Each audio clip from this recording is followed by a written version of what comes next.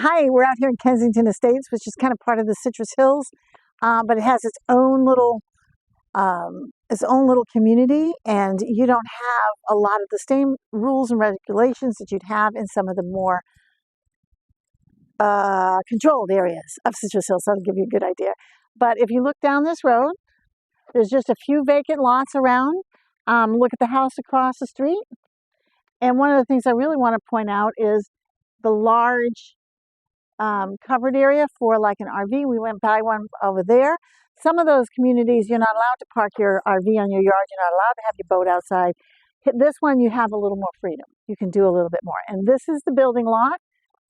It's a good sized lot. Make sure you check it out. If you were looking to build in this community,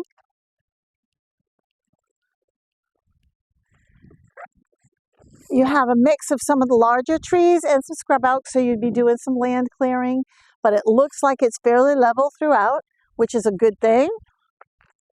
Remember, when I worked for builders, that was one of the things we always look for. Make sure we don't have a deep dive in the back, because landfill, having to fill that land can sometimes be cost prohibitive. But again, look at this nice neighborhood. The other neighbor across the street has himself a little workshop secondary garage back there. There's a pool house over here, and the lot goes down this way. I think it's a half an acre. You might sure you go download that property information package, check it out. And this is a great opportunity. Citrus Hills, there's 8 golf courses within 5 miles. We have the new shopping center that just opened up at 486 and 491. Lots of stuff going on over there. On the other side of 486 is where Tampa General is building their new hospital. I mean, the growth is incredible, but you still have that feel of being out here in the country and access to anything you really want. So check it out. One of the last things I forgot to tell you is that when you're here, you will not have a neighbor to your right, because there's a DRA right next door, so that gives you guaranteed privacy. How cool is that? So when you're going to go to the website, which is transon.com, if you want to make it easy, you can do /Florida, transon.com/Florida, and that'll give you all the houses we got in Florida. But you want to always go to where it says additional documents. You're going to click on it. It's going to give you the information that you want to know about, like the title commitment, some additional information about the property. Is it in a flood zone? There's a sample of the purchase and sale agreement. I mean, just a great spot for that. Now, when you go in there, it's going to ask you for your name, your phone number, and that sort of stuff, and that's so that we can keep track of, and you can tell it how many states you want information on, because Transon is national. So if you're up in Michigan and you want to buy a property there, you can click on Michigan as well as Florida. Anyway, you're going to go through all that process. When you go to register to bid, it's going to ask you for your credit card. It'll put a hold on your credit card. We don't take a deposit. It will only hold when you're doing it with what I do. I do primarily estate work and downsizing work, so you never know. Every one of the different agents do different things. Some do bankruptcy, some do court work, that sort of stuff. But that's how we do it. And then we'll open the bidding a week beforehand.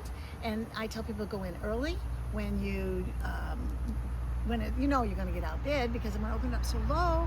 But that'll give you a chance to practice, and if you get the chance to practice, if you have any technology problems, you feel free to call me. I live and work here in Citrus County.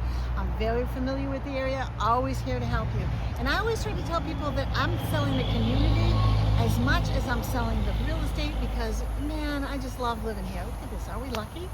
It is just a blessed place. Anyway, back to work. You're going to watch the computer.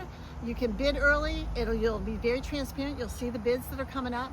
And then when you get to the last day, we have what's called the soft close, kind of like eBay. What'll happen is you'll watch that clock, tick, tick, tick, tick, and when it gets to, somebody bids 2 minutes before, it extends 2 minutes, 2 minutes, 2 minutes, 2 minutes until it's all done bidding for a full 2 minutes. And 2 things I want to tell you. 1, don't wait till the last couple seconds. Somebody did that once and then fussed at me. And 2, if you're bidding on your phone and you're online and somebody calls you, it will disconnect you. So make sure. Somebody else also did it one time, and they called me and said, I couldn't get my bid in, and they were bidding from their phone. So a couple of things to keep in mind. But once it clicks and you're the high bidder, you watch that countdown clock, maybe chew my fingernails because you guys are waiting until the last 4 or 5 seconds. Then I will be the one that'll call you afterwards, find out how you want to hold title on the property. Then the we'll take care of doing DocuSigns, all that fun stuff. The title company will reach out to you about your EDM, which is the deposit.